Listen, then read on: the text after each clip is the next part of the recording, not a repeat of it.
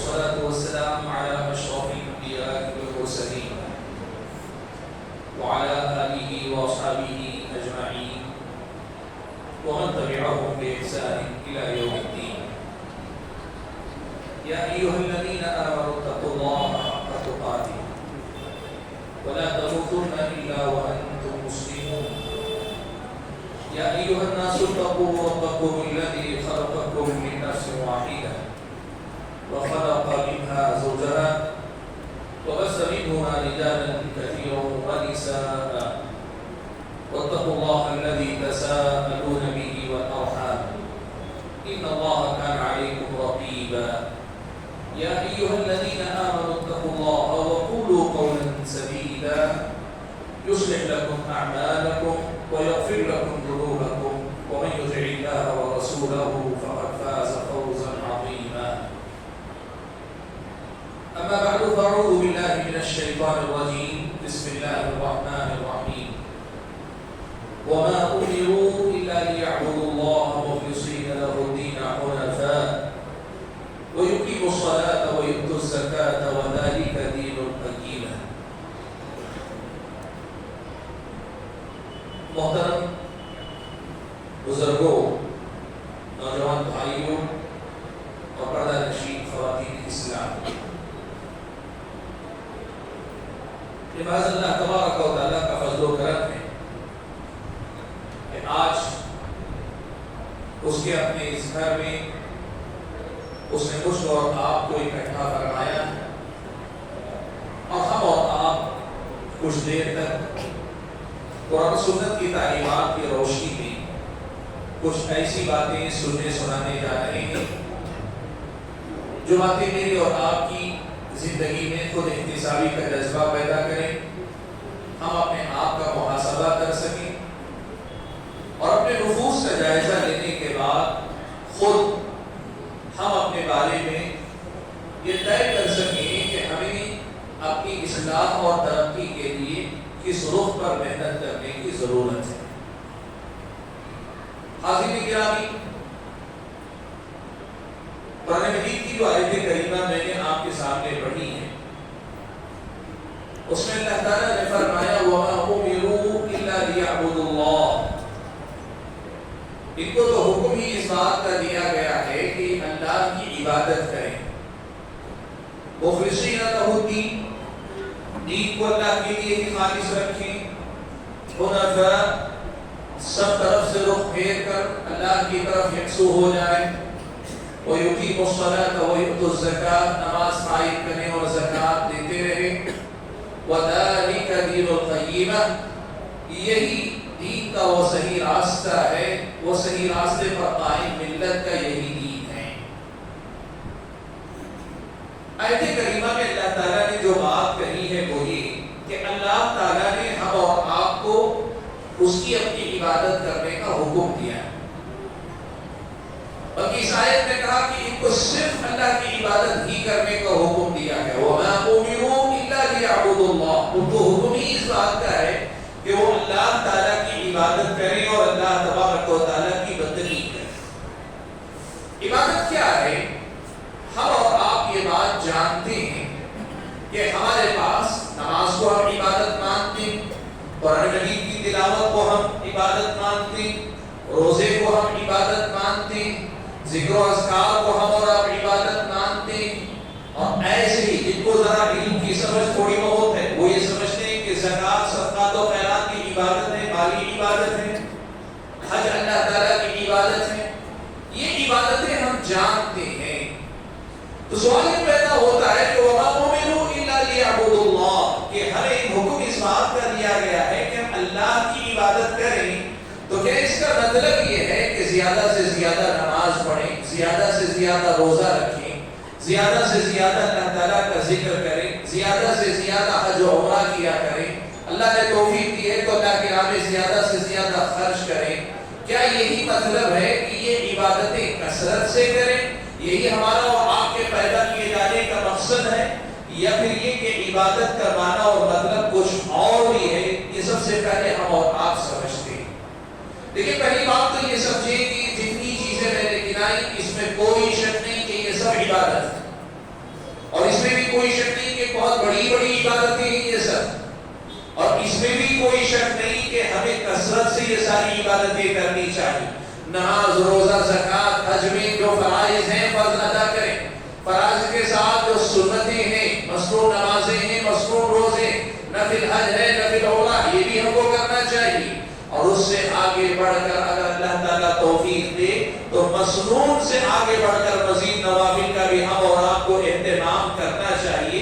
یقیناً یہ اللہ تعالیٰ کی عبادتیں اور کثرت سے ہم اور آپ کو یہ عبادت کرنی چاہیے. لیکن آپ ایک مسئلہ سمجھیں کہ ہم جب یہ آیتیں پڑھتے ہیں، جیسے یہ آیت میں نے پڑھی آپ کے سامنے کہ اللہ نے کہا ہے کہ ان کو تو حکم ہی یہ دیا گیا ہے کہ یہ اللہ کی عبادت کریں. یہاں بھی آیت کریمہ پڑھتے ہیں جس میں اللہ نے فرمایا وَمَا خَلَقْتُ الْجِنَّ وَالْإِنسَ إِلَّا لِيَعْبُدُونِ. ہم نے جن اور انس کو پیدا ہی اس لیے کیا کہ وہ میری عبادت کرے. میں نے جن اور انس کو پیدا ہی اس لیے کیا کہ وہ میری عبادت کرے، یعنی اللہ کی عبادت کے لیے اللہ نے ہم اور آپ کو پیدا کیا. یہاں قرآن مجید کی آیت پڑھتے یا ایھا الناس اعبدوا ربکم الذی خلقکم، اے لوگوں تم اپنے اس رب کی عبادت کرو جس نے تمہیں پیدا کیا. یہ جو آیتوں میں عبادت کا لفظ آیا، عبادت کا جو کلمہ آیا ہے، یاد رکھیں عبادت کا جو معنی ہم سمجھ رہے ہیں، یہاں آیتوں میں عبادت کا جو معنی وہ اس معنی سے زیادہ بڑا معنی، وسیع مفہوم ہے. اس کو سمجھنے کے لیے میں آپ کے سامنے یہ کہہ دیتا ہوں، دیکھیے کہ عبادت کا یہ خاص معنی ہے، عبادت کا یہ خاص معنی اور ایک عبادت کا عام معنی. خاص معنی کیا ہے؟ عبادت کا یہ خاص معنی وہ بندے اور رب کے درمیان کے معاملات ہیں جن کو ہم عبادت کہتے ہیں، یعنی وہ خاص اعمال، وہ خاص کام جو اللہ تعالیٰ کی بندگی کی نیت سے بندہ اللہ کے لیے کرتا ہے. جیسے میں نے ابھی آپ کے سامنے یہ ساری عبادتیں جو گنائی، یہ ساری کی ساری عبادت ہیں، لیکن یہ عبادت کا خاص معنی جو محدود ہے، کچھ چیزیں اس کے اندر آتی ہیں. لیکن عبادت کا جو عام معنی، عبادت کا جو عام مفہوم ہے، اس میں عبادت میں یہ چیزیں بھی آتی ہیں اور اس کے علاوہ بہت ساری باتیں آتی ہیں جن کو آج کی اس مجلس میں سب سے پہلے ہم اور آپ کو سمجھنا چاہیے. اور وہ باتیں کیا ہیں؟ عبادت کا عام معنی کیا ہے؟ اس کو سمجھنے کے لیے میں شیخ الاسلام ابن تیمیہ رحمۃ اللہ علیہ کی عبادت کی جو تعریف ہے، عبادت کا جو ضابطہ، جو ڈیفینیشن انہوں نے ذکر کیا ہے، وہ آپ کے سامنے میں ذکر کرتا ہوں. شیخ الاسلام ابن تیمیہ رحمۃ اللہ علیہ نے کہا اسم جامع لكل ما يحبه الله ويرضاه من الاقوال والافعال الظاهره والباطنه. عبادت نام ہے انسان کے ظاہر اور باطن، انسان کے ظاہر و باطن سے جڑے ہوئے، اس کے اپنے اقوال ہو یا انسان کے اپنے اعمال اور افعال ہو، ظاہری و باطنی باتیں اور کام جن کو اللہ تعالیٰ نے پسند کیا اور جن سے اللہ تعالیٰ راضی ہوتا ہے، ان تمام کا نام اللہ تبارک و تعالیٰ کی عبادت ہے. یعنی مطلب یہ ہے کہ عبادت صرف کچھ چیزوں کا نام ہے جن کو میں نے آپ کے سامنے گنا ہے. انسان بولتا ہے، انسان بولتا ہے. کب سے بولتا ہے؟ صبح بیدار ہوتا ہے تو بیداری سے آدمی بولنا شروع کرتا ہے. کب تک بولتا رہتا ہے؟ سونے تک بولتا رہتا ہے. بلکہ بہت سارے لوگ اگر کتنے زیادہ بولنے کے عادی ہو، نیند میں بھی بڑھوانے لگتے ہیں. تو صبح سے لے کے شام تک آدمی جو بولتا ہے، اس بول چال کو آدمی اللہ کی پسند اور ناپسند کے تابع رکھے کہ جو اللہ کو پسند ہے وہی بولے، جو اللہ کو ناپسند ہے وہ نہ بولے. صبح سے شام تک آدمی کا بولنا عبادت میں آ جاتا ہے. آدمی کے اعمال ہیں، افعال ہیں، کام ہیں. آدمی بہت کچھ کرتا ہے، دیکھتا ہے، سنتا ہے، بولتا ہے، ہاتھ سے کچھ کام کرتا ہے، بہت سارے کام، پیروں سے بہت سارے کام کرتا ہے، حرکت دیتا ہے، سر کو وغیرہ بہت سارے کام انسان صبح سے شام تک کرتا ہے. اپنے جسم کے مختلف اعضاء سے انسان طرح طرح کے کام لیتا ہے. کب سے کب تک؟ صبح سے لے کے شام تک. بازار میں بھی، گھر میں بھی، تنہائی میں بھی، مجلسوں میں بھی انسان جو کچھ کام کرتا ہے، سارے کام اللہ تعالیٰ کی پسند کے مطابق کر لے تو یہ عبادت ہے، اور اللہ کے حکم کی خلاف ورزی میں جا کے کرے تو یہ عبادت سے باہر ہوتے. یعنی انسان نافرمان قرار پاتا ہے. صبح سے لے کے شام تک یعنی زندگی کے سارے معاملات کو اللہ تعالیٰ کی پسند اور ناپسند کے تابع کر لینا. اور اس حدیث میں کہی گئی وہ کیا ہے؟ ظاہرہ و باطنہ، یعنی انسان ظاہری طور پر وہ کام کرے، یعنی انسان اپنے اعضاء سے کرے، یا باطنی طور پہ کرے، یعنی آدمی اپنے دل سے کرے۔ دل میں کیا ہوتا ہے؟ دل میں اچھائیوں کی بات کریں، اللہ کی محبت آدمی کے دل میں، اللہ تعالیٰ کا ڈر آدمی کے دل میں، اللہ تعالیٰ کے سامنے خشوع ہے، آدمی اللہ تعالیٰ کے سامنے عاجزی اختیار کر رہا ہے، دل میں اپنے آپ کو اللہ کے سامنے جھکائے رکھتا ہے، آدمی اللہ تعالیٰ کی طرف ہی مائل رہتا ہے، اللہ تعالیٰ ہی کے بارے میں آدمی سوچتا ہے۔ یہ جو انسان کے قلبی اعمال ہیں، اعمال القلوب ہیں، انسان کے دل سے ہونے والی عبادتیں، یہ اللہ تعالیٰ کی بندگی میں یہ بھی داخل ہیں، اللہ کی عبادت میں یہ چیزیں بھی داخل ہیں۔ اور اس کے علاوہ آدمی دل میں بہت ساری غلطیاں کرتا ہے، جیسے آدمی گناہ کا خیال آتا ہے تو اللہ تعالیٰ پکڑتا نہیں، لیکن آدمی برائی کا پکا ارادہ کر لیتا ہے، اور برائی کے ارادے سے آدمی سوچتا ہے، پلاننگ کرتا ہے، بہت کچھ کرتا ہے، یہ اللہ تعالیٰ کی نافرمانی کی طرف بڑھتے ہوئے قدم ہے۔ یوں سمجھیے کہ اللہ تبارک و تعالیٰ کی بندگی میں انسان اپنے ظاہر و باطن کو لگائے، اپنے ظاہر کو اور باطن کو اللہ تعالیٰ کی پسند ناپسند سے جوڑ لے، ان ساری چیزوں کا نام اللہ تعالیٰ کی عبادت ہے۔ یہ عبادت کا عام معنی ہے، جس کا سادہ الفاظ میں اگر مطلب میں آپ کے سامنے رکھوں تو یہ ہے کہ ایک بندہ بلوغت کے پہلے سے عادت ڈالے، لیکن بلوغت پر مکلف ہوتا ہے، اور زندگی کے آخری سانس تک جو زندگی جیتا ہے، زندگی کے سارے معاملات کو اللہ تعالیٰ کی پسند اور ناپسند کے تابع کر لے، یہ اصل میں عبادت ہے۔ دیکھیے ہم اور آپ زندگی جیتے ہیں، زندگی جینے کے کئی طریقے ہیں لوگوں کے پاس۔ ایک طریقہ یہ ہے کہ آدمی اپنے مزاج سے جیتا ہے، اپنے مزاج سے جیتا ہے، میری پسند ناپسند جو ہوگی میں اپنی مرضی سے جیوں گا۔ دوسرا طریقہ یہ کہ سماج اور معاشرے کا جو چلن ہے، لوگ جس طرح چلتے ہیں، لوگوں کی دیکھا دیکھی آدمی چلتا ہے کہ بھئی نہیں ہمارے سماج میں ایسے ہی ہوتا ہے، لوگ ایسے ہی کرتے ہیں، ایسے ہی کہتے ہیں، ایسے ہی پہنتے ہیں، ایسے ہی ہوتے ہیں، ایسے ہی لوگ معاملات طے کرتے ہیں، شادی بھی ایسی، ہمارے سماج کا ایک چلن۔ ایک مزاجی مسلمان جو اپنے مزاج کے مطابق چلتا ہے، اور دوسری طرف وہ لوگ جو یہ کہتے ہیں کہ ہمارے سماج میں، ہمارے بستی میں جو چلتا ہے، ہمارے ماحول میں جو چلتا ہے، اس کے مطابق زندگی گزارتے ہیں۔ اور تیسرے کچھ لوگ وہ بھی ہوں گے، وہ کہتے نہیں ہمارے اپنے خاندان کے کچھ اصول، ہو سکتا ہے بستی میں لوگ نہیں کرتے، لیکن ہمارے خاندان میں یہی چلتا ہے، ہمارے خاندان کا یہی اصول ہے، ہمارے خاندان کا یہی ضابطہ ہے۔ اللہ کے بندوں ان تمام چیزوں کو ہٹا کر سب جگہ پہ اللہ تعالیٰ کی پسند اور ناپسند کو لانا، اللہ تعالیٰ کی مرضی اور اللہ تعالیٰ کو کیا پسند نہیں، اس کو لے کر چلنا اصل میں عبادت ہے۔ میرا مزاج کیا چاہتا ہے یہ مجھے نہیں چاہیے، مجھے اللہ تعالیٰ کیسے رہنے کا حکم دیتا ہے میں اس کی فکر کروں۔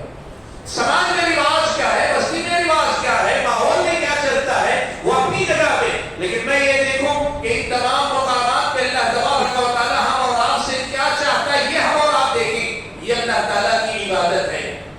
میرے خاندان قبیلے کے اپنے اصول ہیں، رواج ہیں، خاندان کے اصول اپنی جگہ، لیکن کتاب و سنت کی تعلیمات کی روشنی میں خاندان کے سارے معاملات کو چلنا چاہیے، اور کم سے کم میں اپنے طور پہ کوشش کروں گا، میرے خاندان میں بھی معاملات کروں گا تو میں کتاب و سنت کی تعلیمات کی روشنی میں کروں گا۔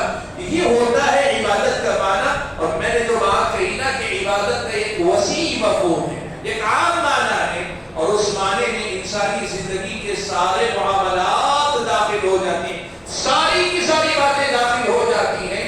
یہ اللہ تبارک و تعالیٰ کی عبادت کا عام معنی ہے۔ اب دوبارہ پلٹ کر ہم آیت کریمہ پڑھیں۔ اللہ نے فرمایا وَمَا أُمِرُوا إِلَّا لِيَعْبُدُوا اللَّهَ مُخْلِصِينَ لَهُ الدِّينَ حُنَفَاءَ۔ ان کو حکم ہی اس بات کا دیا گیا ہے کہ اللہ تعالیٰ ہی کی عبادت کرے، اللہ ہی کے لیے دین کو خالص رکھے، سب سے رخ پھیر کر اللہ تعالیٰ کی طرف متوجہ ہو جائے۔ اس کا مطلب یہ ہے کہ زندگی کے سارے معاملات کو اللہ تعالیٰ کی پسند ناپسند کے تابع کر لے، ساری باتیں اللہ تبارک و تعالیٰ کی پسند اور ناپسند کے تابع کر لے۔ دیکھیے میں تو مثالیں دیتا ہوں، آپ کو سمجھنا چاہیے عبادت کیسی۔ میں آپ کو بتاؤں اسلامی شریعت نے ہم اور آپ کو ایک بات یہ بتائی، ہم اور آپ کو اسلامی شریعت نے ایک بات یہ بتائی کہ انسان اگر اپنی بیوی کے ساتھ خلوت کرتا ہے اس پر بھی اسے ثواب ہے، بیوی کے ساتھ رات گزارتا ہے اس پر بھی ثواب ہے۔ صحابہ نے تعجب کیا، اللہ کے نبی، ایک آدمی اپنی خواہش پوری کر رہا ہے، اپنی ضرورت پوری کر رہا ہے، اس میں صدقے کی بات کہاں سے آ گئی، اس میں ثواب کی بات کہاں سے آ گئی؟ پیارے نبی صلی اللہ علیہ وسلم نے سمجھایا، اور سمجھا کر اللہ کے نبی صلی اللہ علیہ وسلم نے بتلایا کہ دیکھو یہی کام اس نے اگر کسی غلط جگہ پہ کیا ہوتا تو اسے عذاب ملتا کہ نہیں، سزا ملتی کہ نہیں ملتی؟ صحابہ نے کہا اللہ کے نبی بالکل ملتی، زنا بدکاری کا جرم کر رہا ہے کیسے سزا نہ ملتی؟ اللہ کے نبی نے کہا، صحابہ نے کہا اللہ کے نبی ضرور ملتی۔ تب اللہ کے نبی نے کہا یہی کام جب اس نے صحیح طریقے سے کیا تو اللہ تعالیٰ اس پر اجر عطا کرے گا۔ اس کا مطلب کیا ہے معلوم آپ کو؟ ایک آدمی اپنی بیوی کے ساتھ وقت گزار رہا ہے، اس کے منہ میں کھانے کا ایک لقمہ پیار اور محبت سے رکھ رہا ہے، یا بیوی کے ساتھ خصوصی تعلقات قائم کر رہا ہے، یہ انسان کی فطری ضرورت بھی ہے، اللہ کی عبادت بھی ہے۔ انسان اپنی فطری ضرورت بھی پوری کر رہا ہے اور وہی چیز اللہ کی عبادت بھی ہے۔ میں جملہ آپ کو بولوں گا تو آپ جو ہے گھبرائیے گا نہیں، میں آپ کو بولوں جملہ سنیں گے تو ہو سکتا ہے آپ گھبرائیں، میں کو استنجا خانے میں بھی اللہ کی عبادت ہو سکتی ہے، آپ گھبرا جائیں گے، کیوں؟ وہ تو بندگی کا مقام ہے، وہاں تو نماز پڑھنے وغیرہ وغیرہ سے منع کیا ہے، لیکن اگر آپ اس حقیقت کو سمجھیں تو آپ کو سمجھ میں آئے گا کہ اللہ کے نبی صلی اللہ علیہ وسلم سے حضرت سلمان فارسی سے کچھ لوگوں نے، یہودیوں نے خاص طور پر مذاق اڑاتے ہوئے حضرت سلمان فارسی سے کہا، علمکم نبیکم کل شیء حتی القراءۃ، تمہارے نبی نے تم کو سب کو سکھایا حتیٰ کہ قضائے حاجت کا معاملہ بھی سکھائے، پیشاب پاخانے کی جو ضرورت ہے وہ بھی سکھائی، وہی لفظ القراءۃ لفظ عربی میں آئے، یعنی وہ جو استنجا کا معاملہ وہ بھی تمہارے نبی نے تمہیں سکھایا۔ حضرت سلمان فارسی رضی اللہ تعالیٰ عنہ نے بڑے ہی فخر کے ساتھ کہا کہ ہاں ہاں بالکل ہمارے نبی نے یہ بھی ہمیں سکھایا کہ استنجا ہم کیسے کریں، تو اللہ کے نبی نے ہمیں سکھایا کہ ہم جب استنجا میں خانے میں جائیں دائنا ہاتھ نہ استعمال کریں، ہمیں بائیں ہاتھ سے صفائی کریں۔ اللہ کے نبی نے یہ سکھایا قبلے کی طرف رخ بھی نہ کریں، پیٹ بھی نہ کریں استنجا کرتے ہوئے۔ اللہ کے نبی نے یہ بھی سکھایا کہ اگر بھیڑوں سے استنجا کر رہے ہیں تو 3 سے کم بھیڑوں سے ہم جو استنجا نہ کریں، یہ اللہ کے نبی نے ہمیں سکھایا ہے۔ اب آپ دیکھو آدمی استنجا خانے میں جا رہا ہے، جاتے ہوئے بایاں قدم آگے بڑھاتا ہے، دعا پڑھ کے اندر جاتا ہے، بیٹھنے کا ایک طریقہ بھی بتایا گیا ہے، استنجا خانے میں بیٹھنے کا بھی ایک طریقہ، سداس میں آدمی بیٹھتا ہے، استنجا کر کے فارغ ہوتا ہے، ضرورت سے فارغ ہونے کے بعد ڈھیلا لیتا ہے یا پانی استعمال کرتا ہے اور اس کے بعد باہر نکلتے ہوئے دعا پڑھ کے باہر نکلتا ہے۔ آپ کو معلوم ہے اس دورانیے میں بظاہر اس نے اپنی ایک ضرورت پوری کی، لیکن کتنی نیکیاں اس نے کی، کتنی عبادت اس نے کی۔ اسی لیے میں نے کہا اگر یہ کہوں کہ آپ وہاں یہ جملہ سنیں کہ ایک آدمی استنجا خانے میں بھی جاتا ہے تو اللہ کی عبادت سے باہر نہیں ہوتا، یا وہاں بھی عبادت کرتا ہے تو گھبرائیے گا نہیں۔ آپ یہ سمجھیے کہ جس عبادت کا اللہ نے مجھے اور آپ کو حکم دیا ہے اس عبادت کا دائرہ کس قدر زیادہ وسیع ہے، کس قدر زیادہ بڑا ہے، اس کو ہم اور آپ کو سمجھنا چاہیے۔ میرے بھائیوں، بات جو دوسری ہم آپ کے سامنے رکھنا چاہ رہا تھا وہ یہ کہ آج جس چیز کی ہم اور آپ کو ضرورت ہے وہ یہ کہ ہم عبادت کے اس عام معنی کو سب سے پہلے سمجھنے کی کوشش کریں۔ کیوں؟ اس لیے کہ ہمیں سے جن لوگوں نے عبادت کو سمجھا ہے، نماز روزہ زکات وغیرہ کو تو ہم عبادت سمجھتے ہیں، اس کے علاوہ بقیہ معاملات کو عبادت نہیں سمجھتے۔ بہت سارے لوگ ایسے ہیں جو یہ سمجھتے ہیں کہ عبادت کا مطلب مسجد میں آنے کے بعد جو کام وہ کرتا ہے نا، نماز پڑھتا ہے، قرآن کی تلاوت کرتا ہے، ذکر کرتا ہے، توبہ و استغفار، آدمی یہ سمجھتا ہے مسجد میں آ کے جو کام کر رہا ہوں صرف وہی عبادت ہے۔ ایک آدمی ذرا اگر دیندار ہے تو سمجھتا ہے نہیں مسجد سے باہر بھی نماز روزہ زکات وغیرہ یہ عبادت ہے۔ نہیں، اللہ کے بندوں آپ کو یہ سمجھنا چاہیے کہ آپ کی پوری زندگی عبادت ہے، اس لیے کہ ساری زندگی آپ اور میں اللہ کے بندے، اللہ کی بندگی میری اور آپ کی زندگی ہے۔ ہم عبد ہیں، اللہ کے غلام ہیں، یہی غلامی میری اور آپ کی زندگی کی پہچان ہے، اور اسی بندگی میں میری اور آپ کی زندگی کا گزرنا اصل کمال ہے، اصل کارنامہ ہے۔ ساری زندگی کو جب ہم یہ مانیں گے کہ ساری زندگی اللہ تعالیٰ کی عبادت ہے، تبھی جا کر ہم اور آپ اللہ تعالیٰ کی بندگی کر پائیں گے۔ دیکھو آپ پیارے نبی صلی اللہ علیہ وسلم کی اگر احادیث پڑھیں گے تو آپ کو پتہ چلے گا، میں نے جیسے کہا میاں بیوی کے معاملات بھی، استنجا خانے کے معاملات بھی اس عبادت کے وسیع معنی کے اندر داخل ہو جا سکتے ہیں۔ تو پھر زندگی کا کون سا مسئلہ ایسا ہے جو عبادت کے اس دائرے سے باہر ہو سکتا ہے؟ ساری باتیں عبادت کا حصہ، ساری باتوں میں ہم اور آپ کو اللہ تعالیٰ کی عبادت کرنی ہے.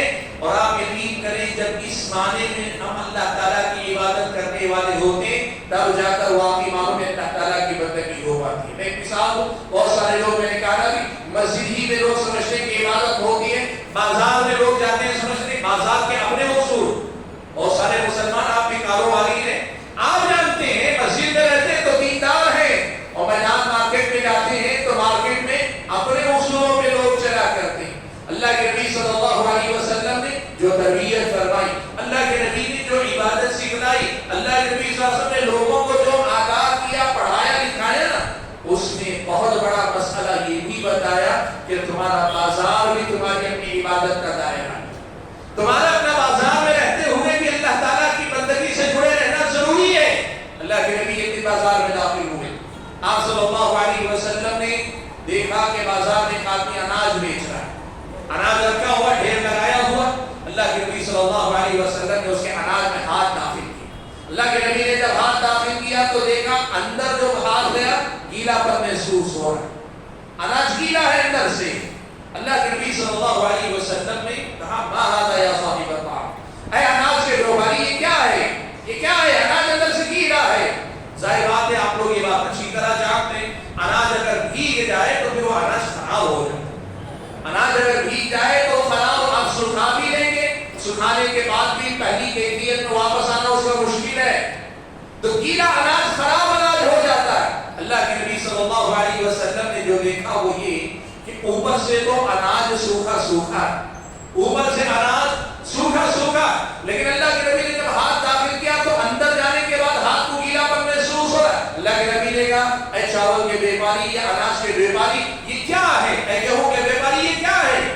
اس آدمی نے اپنا عذر بیان کیا کہ اللہ کے نبی اصحابہ السلام، اللہ کے نبی میں نے جان بوجھ کر کوئی ایسا کام نہیں کیا، وہ تو رات میں بارش ہو رہی تھی، اناج بھیگ گیا تھا، اور اناج بھیگ جانے کے بعد اوپر تو سوکھ گیا ہے لیکن اندر ابھی گیلا باقی. وہ جب اناج بھیگا تھا وہ اندر ابھی جو گیلا پر باقی ہے. یعنی میں نے جان بوجھ کر کوئی خراب اناج اندر رکھ کر اچھا اناج اوپر ڈال کے بیچنے والی غلطی نہیں کی. وہ تو بارش کی وجہ سے بھیگ گیا تھا، اوپر سے سوکھ گیا، اندر سے گیلا. اللہ کے نبی صلی اللہ علیہ وسلم نے کہا اگر ایسا ہی ہے تو تمہیں کیا کرنا تھا، گیلے اناج کو اوپر رکھ دیتے تاکہ لینے والا لینے سے پہلے دیکھ لے کہ اس اناج میں سوکھا اناج بھی ہے، گیلا اناج بھی ہے، لے رہا ہے تو اسے معلوم ہو. پھر اللہ کے نبی نے کہا من غشنا فلیس منا، جو ہمیں دھوکہ دے وہ ہمیں سے نہیں. اللہ کے نبی نے اسے دھوکے سے تعبیر کیا، آپ صلی اللہ علیہ وسلم نے اسے دھوکے سے تعبیر کیا. اس کا مطلب کیا ہوا، وہ اناج کا بیواری جس وقت اناج بیچ رہا ہے اس وقت بھی وہ اللہ کی بندگی کے دائرے سے باہر نہیں جا رہا ہے. اگر وہ بندہ وہاں اللہ سے ڈر کر صاف صاف معاملہ کھلا رکھتا ہے، صاف رکھتا ہے، عیب چھپاتا نہیں، لوگوں کو کھلا کھلا بتا کر کھلا بیوار کرتا ہے، ایسا کرنے والا تاجر تجارت بھی کر رہا ہے، اپنی روزی روٹی بھی کما رہا ہے، اپنے بندے اپنے بچوں کے لیے نوالا کما رہا ہے، وہ تو کر ہی رہا ہے، لیکن اس کے ساتھ ساتھ وہ اللہ کی عبادت بھی کر رہا ہے. آپ کی تجارت کی عبادت ہو جائے گی. آپ کو معلوم ہے حضرت کعب بن عجرہ رضی اللہ عنہ عنہ روایت فرماتے ہیں کہ صحابہ کرام نبی علیہ السلام کے ساتھ بیٹھے ہوئے تھے.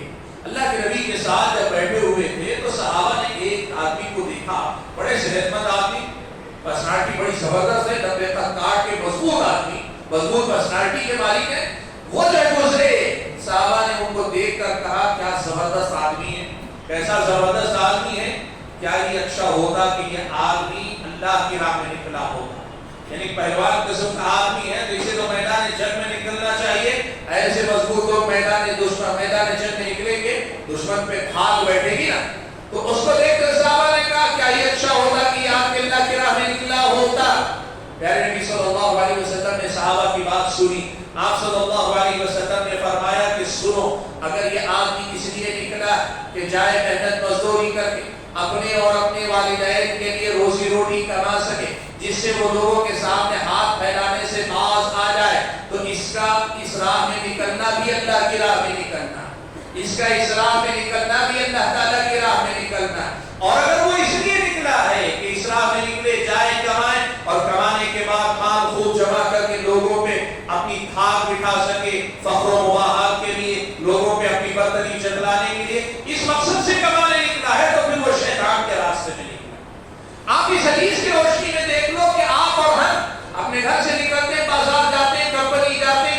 جاتے, کھلیان جاتے, کہیں سے لوگوں کے پاس ملاقات کے لیے جاتے, کوئی ڈیل کرنے جاتے, کچھ لانے جاتے, رزق حلال کما کر اپنے اپنے بچوں, اپنے متعلقین کی ضرورتیں پوری کرنے جا رہے ہیں, اللہ تعالیٰ کے دین کے ضابطوں کے دائرے میں رہ کر سب طے کر رہے ہیں. یہ ہمارا سب کچھ کرنا بھی اللہ کے راہ میں نکلنے کے برابر.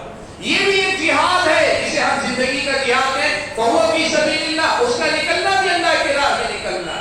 اللہ کے بندو, یہ ہے عبادت کا وہ وسیع مفہوم جس کو ہم اور آپ کو سمجھنا چاہیے. میں آپ کو بتاؤں, اسلامی شریعت نے ہم اور آپ کو عبادت کا اتنا وسیع معنی بتایا ہے کہ زندگی کا کوئی معاملہ آپ چاہے کچھ بھی بول لیں, کوئی بھی معاملہ, کسی بھی نوعیت کا معاملہ ہو, اللہ کی عبادت کے دائرے سے باہر نہیں ہے.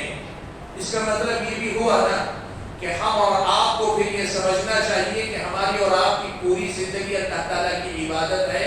تو اس کا مطلب صرف یہ نہیں کہ زیادہ سے زیادہ نماز پڑھو, زیادہ سے زیادہ صدقات و خیرات دو, زیادہ سے زیادہ حج و عمرہ کرو, زیادہ سے زیادہ نفل روزے رکھو. نہیں, صرف یہ مطلب نہیں.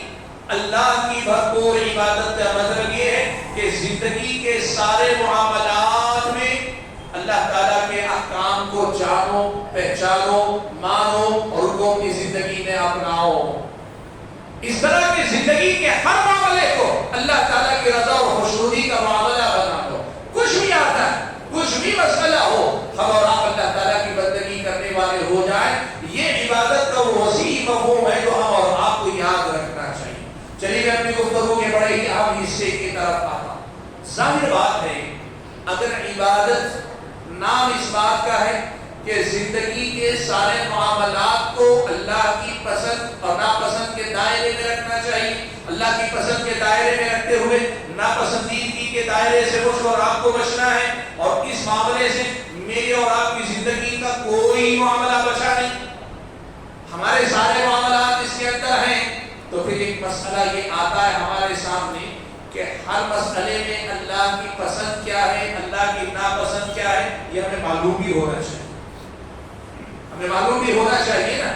مثال کے طور پر ایک آدمی اپنے بچے کے ساتھ کوئی معاملہ کر رہا ہے, اسے معلوم ہونا چاہیے معاملہ کرنے کا ایک تو فطری انداز, محبت ہے, اپنائیت ہے, سب کچھ, لیکن اسلامی شریعت نے مجھے میرے اپنے بچے کے ساتھ سلوک کرنے, معاملہ کرنے کا کیا طریقہ سکھائی, یہ طریقہ ہمیں معلوم ہونا چاہیے. جب طریقہ معلوم ہوگا تبھی ہم اس طریقے کے مطابق اپنے بچے کے ساتھ سلوک کریں گے. آپ مان لیجیے میں تجارت کر رہا ہوں, میں تجارت میں اپنی تجارت کو اللہ کی بندگی کے دائرے میں لے کے چلنا چاہتا ہوں, تو مجھے یہ سیکھنا پڑے گا کہ تجارت میں مجھے کن کن باتوں کی ہدایت اسلام نے دی ہے, کیا کیا تعلیمات بحیثیت تاجر اسلام نے مجھے سکھائی ہیں. ان تعلیمات کو مجھے جاننا پڑے گا, سیکھنا پڑے گا, تبھی تو اپنی تجارت کو میں اللہ تعالیٰ کی بندگی کے دائرے میں رکھ پاؤں گا.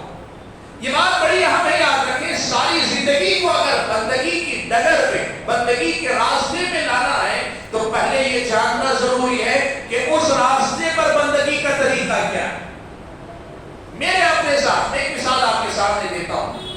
میں اپنے جسم کو کیسا رکھوں, میرے سر سے لے کے, ہم کہتے ہیں نا تلوے سے لے کے تالو تک, میں اپنے ساتھ کیسا رہوں. میں آپ کو بتاؤں, اسلام نے اتنی باریکی اس کے ساتھ ایک ایک بات سمجھائی ہے. مثال کے طور پر آپ دیکھیے, سر پہ بال رکھنے چاہیے یا سر مڑوا دینا چاہیے, اور اگر بال رکھتے ہیں تو بال کیسے رکھنے چاہیے, لمبے بال رکھنے چاہیے, چھوٹے بال رکھنے چاہیے. اب ڈاکٹری سلسلے میں اللہ کے نبی صلی اللہ علیہ وسلم کے دین میں ساری تفصیلات موجود. اب بال رکھ لیے, بال رکھنے کے بعد جیسے آپ جانتے ہیں بال کٹوانے کے سلسلے میں آدھا سر مڑوا کے آدھا سر چھوڑ دو, اسلام نے منع کیا. سر پہ بال کیسے رکھنے چاہیے یہ سکھایا گیا. اب اس کے بعد یہ بتایا گیا کہ اگر بال رکھیں, ان بالوں میں تیل لگانا چاہیے, کنگھا کرنا چاہیے, کیسے رکھنا چاہیے, ساری باتیں سکھائی گئی. سر سے نیچے اتر کر آپ آئیے, آپ کا میرا چہرہ, یہ داڑھی ہے, یہ داڑھی کتنی رکھنی چاہیے, کیسے رکھنے چاہیے, اس کے بال جو ہے ان میں کنگھا کرنا چاہیے, سوار کے رکھنا چاہیے کہ نہیں. یہ مونچھ ہے, مونچھ کے بال کتنے رکھنے چاہیے, کتنے نہیں رکھنے چاہیے, ان میں خضاب لگانا چاہیے کہ نہیں لگانا چاہیے. کتنی تعلیمات اسلامی شریعت نے ہم اور آپ کو دی. ہم اور آپ کو بتایا گیا کہ ہم اس سے آگے بڑھ کر اپنے منہ کی بات کریں, دانتوں کی صفائی, منہ کی صفائی, اس کا خیال کتنا رکھا جائے, مسواک کی جائے. اسلام نے ہم اور آپ کو یہ سکھایا. اور اگر کوئی آدمی کوئی ایسی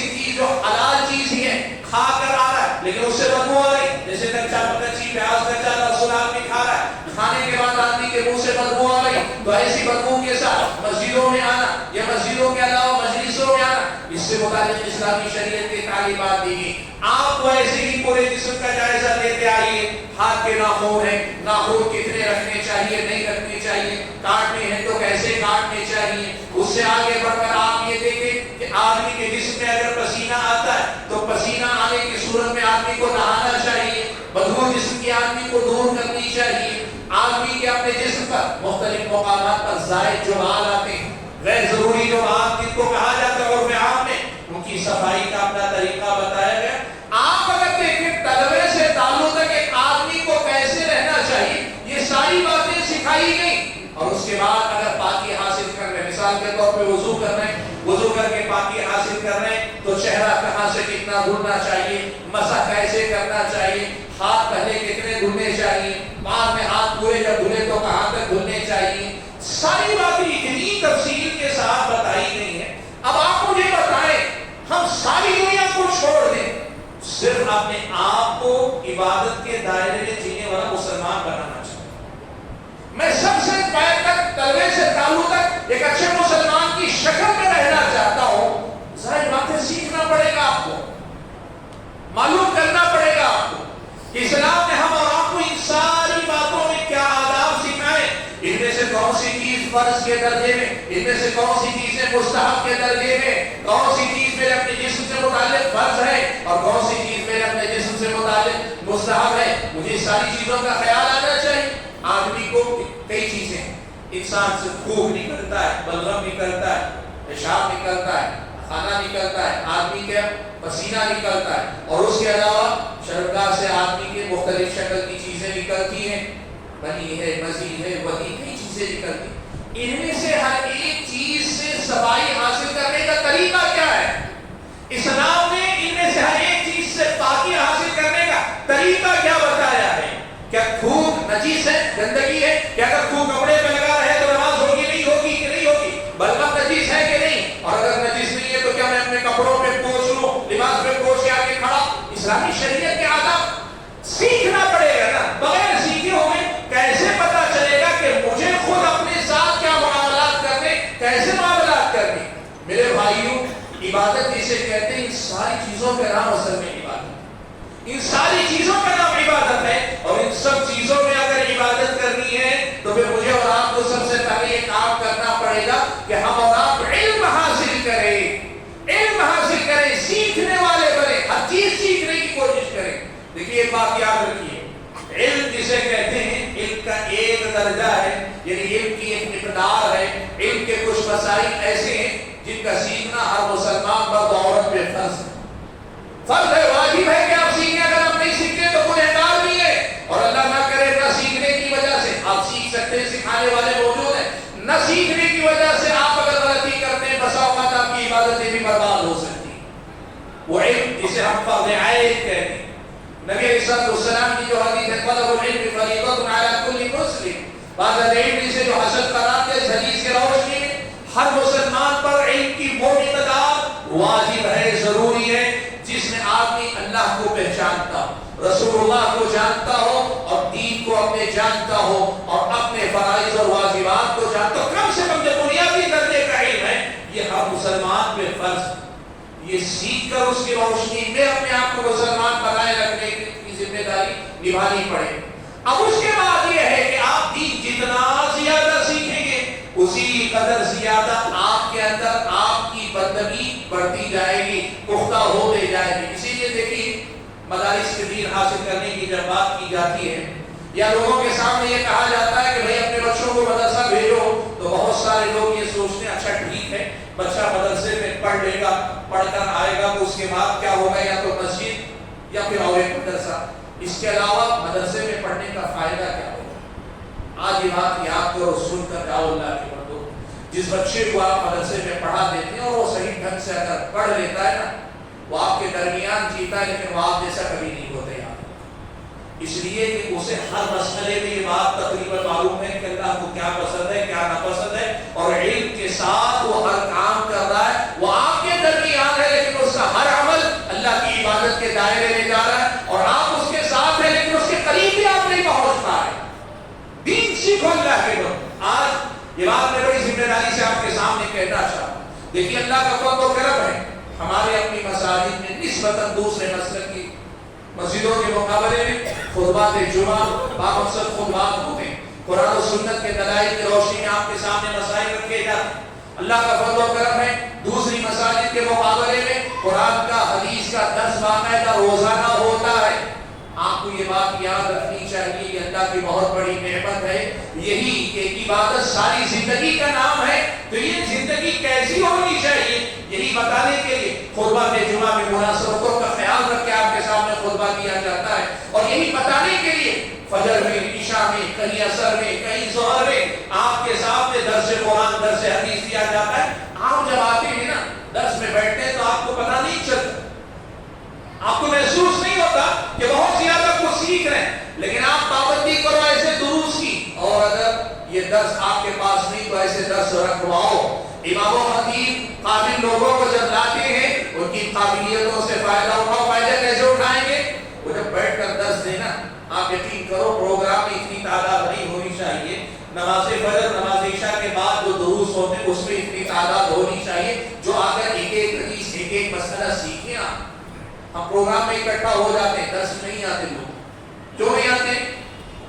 اس کو کس انداز سے لوگ سمجھتے ہیں یہ پڑھاؤ پروگرام ہے. یقیناً ہے دینی کام ہے, اس سے بھی بہت کچھ آپ کو سیکھنے کو ملتا ہے, لیکن یہ جو روز مرہ کے جو دروس ہے نا ان میں جتنی باتیں آپ کو سیکھنے کو ملتی ہیں اکثر خطبات میں یا ایسے بڑے پروگراموں میں آپ کو بہت ساری باتیں سیکھنے کو نہیں ملتی. اسی لیے بھائیوں پہلی بات یہ میں کہنا چاہوں گا کہ آپ اپنی بستی اپنے شہر کی مساجد میں ایسے ائمہ کو لا کے رکھیے جو عالم دین اس قابل ہو کہ اچھے انداز میں آپ کو دینی مسائل سکھا سکیں.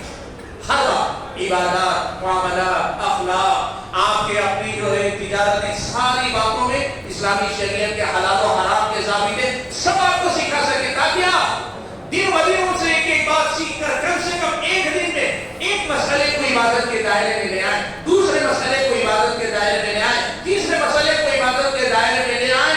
یہ ہمارے اور آپ کی زندگی میں ہونا چاہیے, ہماری اور آپ کی زندگی میں ہونا چاہیے. اور اگر ائمہ موجود علماء موجود وہ سکھا رہے ہیں اور آپ اگر نہیں سیکھ رہے تو پھر آپ کو یہ کوشش کرنی چاہیے پکڑ پکڑ کے لائیے, دوستوں کو لائیے, ساتھیوں کو لائیے. اور اللہ کرے خواتین کا انتظام ہو, خواتین اپنی سہیلیوں کو لائیں, اپنے دل ہم جوڑیوں کو لے کر آئیں, ساتھ رہنے والی خواتین کو پکڑ کے لائیں. سیکھیں دین سیکھ کر دین پہ عمل کرنے کا نام اصل میں عبادت ہے اللہ کے بندوں. اور میں نے کہا نا کہ عبادت ساری چیزوں کا نام ہے, یہ ساری چیزیں سیکھ کر عمل کرنا اصل میں اللہ تعالیٰ کی بندگی.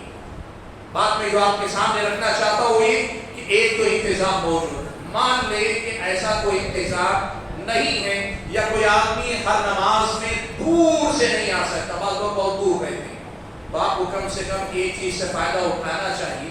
علماء کرام کے ایسے دروس یوٹیوب پر اچھے علماء سلفی علماء کرام حدیث علماء کرام ماشاءاللہ زندگی کے جس میدان سے متعلق آپ احکام سیکھنا چاہتے ہیں, آداب سیکھنا چاہتے ہیں, ان کے دروس یوٹیوب پر موجود ہیں اچھے خاصے.